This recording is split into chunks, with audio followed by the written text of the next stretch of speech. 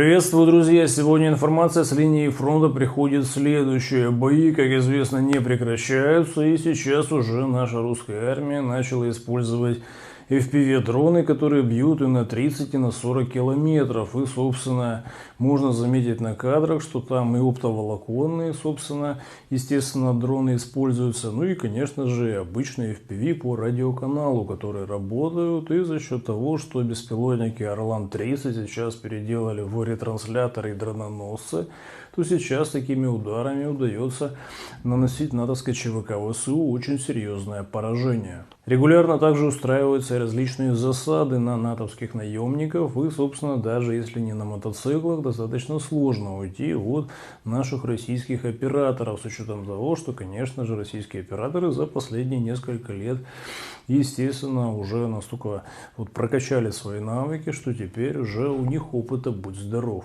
Однако самое резонансное, так это, конечно, то, что русская армия вошла в Купянск, и натовские наемники и аналитики различные с прискорбием сообщают, что в конечном итоге сыграла очередная операция «Труба». И эта операция, она дала русской армии необходимое преимущество для того, чтобы, собственно, наши штурмовые отряды зашли в Купянск. Ну, а дальше, естественно, чтобы по этим, собственно, трубам также уже передали необходимое количество дронов «Камикадзе», FPV и так далее, и чтобы наши операторы дронов уже в Купянске активно работали дронами «Камикадзе», а это, собственно, можно сказать, залог успеха. И обратите внимание, и на в Авдеевке такая история была с трубой, и в Курской области, в Судже, ну и сейчас мы видим в отношении Купянска происходит та же история, и натовские наемники просто по этому поводу дико негодуют. И даже сейчас, когда в Купянске идут бои, в конечном итоге за счет трубы у русской армии есть очень серьезное преимущество в логистике, потому что, конечно же, проходить, собственно, в плане доставки грузов последние километры до линии фронта, это всегда очень серьезный риск. Ну, а когда логистика под землей, это, знаете, максимально выгодная история. Ну и, естественно, ротация также на передовые позиции в Купянск сейчас максимально безопасная со стороны наших войск. Также можно добавить, что очередной американец поедет домой в гробу, потому что решил он повоевать против русской армии, но тем не менее что-то, знаете, пошло не так. Как и у тысяч остальных и американцев, и немцев, и поляков, и британцев, и так далее. То есть, в принципе, исход для них всегда один на нашей земле. Параллельно с этим натовские инженеры определили, что все-таки дрон «Камикадзе», наш российский «Молния», который очень дешевый, он уже, знаете, перешел с радиоканала на оптоволокно. И с учетом того, что данный дрон может нести аж 10 килограмм взрывчатки, то, очевидно, это очень мощное оружие. И в этом отношении режимники Зеленского крайне переживают, потому что лететь такой дрон «Молния» может, знаете, и на 10, и на 20, а то и на 25 километров. И, собственно, 10 килограмм взрывчатки на этом расстоянии для режимников Зеленского это очень и очень плохо. Тем временем в Киеве отпрыск британского монарха приехал посмотреть на тех идиотов, которые фактически умирают пачками за частную собственность британской монархии, американских олигархов, ну и некоторых европейских. И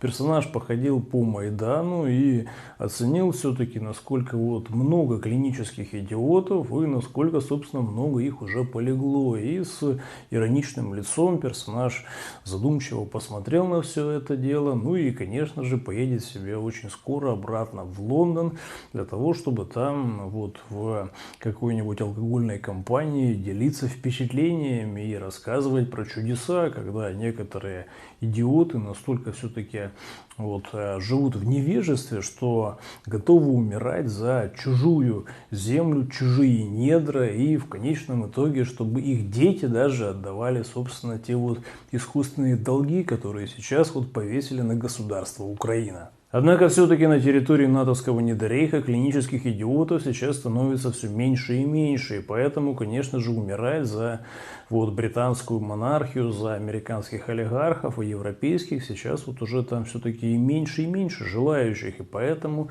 уже натовские различные офицеры, с учетом массового дезертирства из натовской ЧВК ВСУ, уже публично говорят о том, что всех, кто дезертировал, нужно уже, знаете, прямо лишать украинского гражданства. И, знаете, мысль очень хорошая, и я думаю, что ее миллионы, конечно же, там на Украине поддержат, потому что как только лишат гражданства, то тогда можно уже, знаете, официально выезжать куда-нибудь за границу, и, естественно, для миллионов людей в этом концлагере Украины Зеленского это сейчас просто, знаете, можно сказать, что джекпот, и в этом плане к этому сейчас очень многие стремятся, и этот джекпот сейчас стоит фактически, чтобы выехать из этого натовского концлагеря, от 10 до 20, а то и до 30 тысяч долларов для того, чтобы, собственно, мужчина от 18 до 60 лет мог нормально сохранить свою жизнь. И сейчас, конечно же, эта история просто очень и очень серьезно в обществе обсуждается, и, конечно же,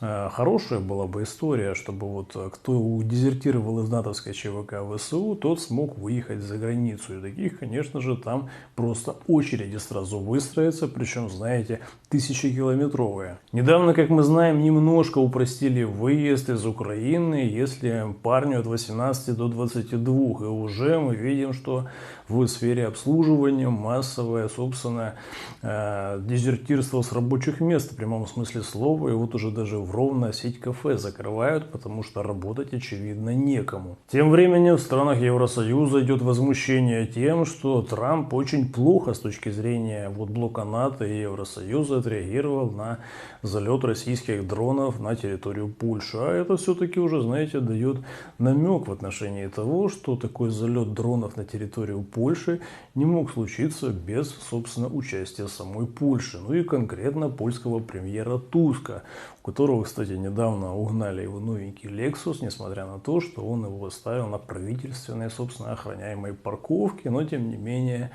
этого жулика во власти, конкретно европейского, решили наказать жулики поменьше, которые угоняют машины. Но в Соединенных Штатах уже буднично ввели очередные санкции против России и тех компаний, которые, естественно, торгуют с Российской Федерацией. Если раньше при Байдене санкции вводились так помпезно, с фанфарами, с очень широким освещением СМИ, сейчас санкции вводятся, не так помпезно, но в принципе вводятся исправно, потому что у американского олигархата, естественно, интересы никуда не исчезли, аппетиты, естественно, тоже, и поэтому как можно больше территории бывшего Советского Союза, а конкретно Украинской Советской Социалистической Республики, хочется им получить под свой контроль, и, естественно, и недра, и земли, и долги, это все то, что им сильно надо. Поэтому экзистенциальный конфликт между русской цивилизацией и цивилизацией фактически пиратов, жуликов и воров в виде англосаксов, он в принципе неизбежен. И это нужно, конечно же,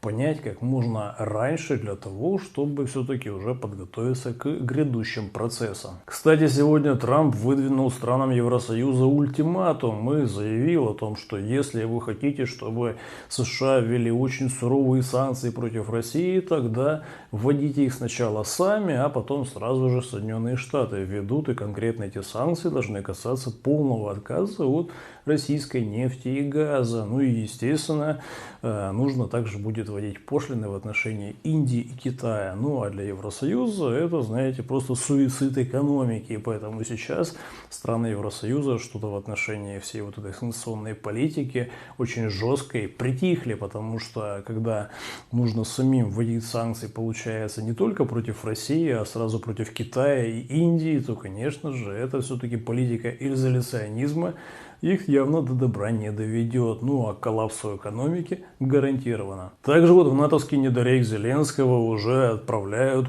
американский сжиженный газ. И конкретно, конечно же, за деньги Евросоюза покупают газ у США. И сейчас этот газ вынуждены отправлять режиму Зеленского для того, чтобы их не снесли и чтобы там не случился коллапс. И, собственно, отопительный сезон не превратился в, собственно, почву для бунтов конкретно на местах местах. И в этом отношении сейчас мы видим, что недорек Зеленского остается таким очень серьезным финансовым ярмом, которая вот жрет абсолютно в очень невероятных количествах ресурсы, собственно, товары, услуги, и за все это платить конкретно же, конечно же, должен Евросоюз, Британская империя, ну и, естественно, США помаленьку. Но США платить не любят, и поэтому сейчас там уже решили наказать ту группу олигархов, которая все это дело лоббировала, и вот уже открыли даже уголовные дела против Сороса и его сынули, и активно сейчас эти все уголовные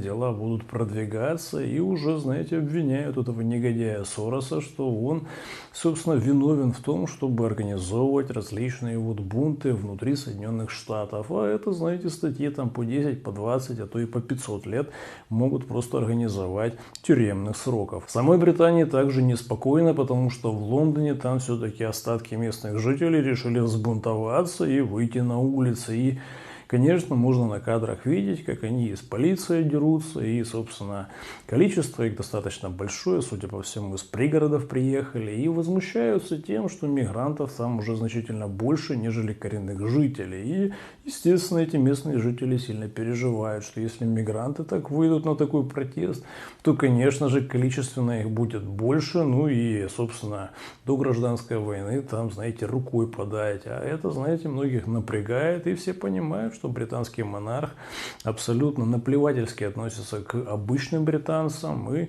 естественно, сейчас вот уже хотят выместить свою злобу, конечно же, на премьер-министре Стармере. Но на самом-то деле этого персонажа все равно ставят британские монархи, поэтому, конечно же, я бы рекомендовал всем этим протестующим в первую очередь сносить конкретно британского монарха. На этом фоне уже буднично Россия запустила очередную ракету в космос с военными спутниками, и это, конечно же, очень пригодится нашим бойцам на СВО, потому что чем больше военных спутников в нашей группировке в космосе, тем, естественно, лучше, потому что и тогда и ракеты более четко прилетают, и много чего еще. На этом, друзья, у меня все. Выводы, конечно, делайте сами, а также не забывайте подписываться ко мне и на телеграм-канал, и на канал в Махе, и ссылки на все эти ресурсы, как известно, уже по традиции в описании под этим видео. До скорого!